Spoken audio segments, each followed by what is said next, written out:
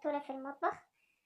هنعمل فراخ مشوية محشية بالخضار بطريقة سهلة وجميلة وطعم خطير.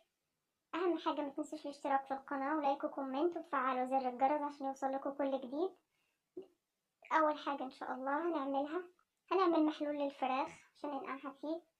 معانا مية ومعلقتين سكر ومعلقتين ملح وربع فنجان خل. المحلول ده هيخلي الفراخ طرية وجميلة وتستوي بسرعة. هنقلبهم كويس. بعد كده هنجيب الفرخة بتاعتنا. معانا فرخة هنا صاحية مش متقطعة. هنعمل فتحات كده بالسكينة تكون الجوز بتاعها رفيع. هنفتحها كده زي ما انتوا شايفين. تمام. وبعد كده نحطها في المحلول ونسيبها ساعة تقريبا. هنغطيها ونسيبها ساعة تقريبا. بعد ساعة تلاحظوا ان لون المية اتغير.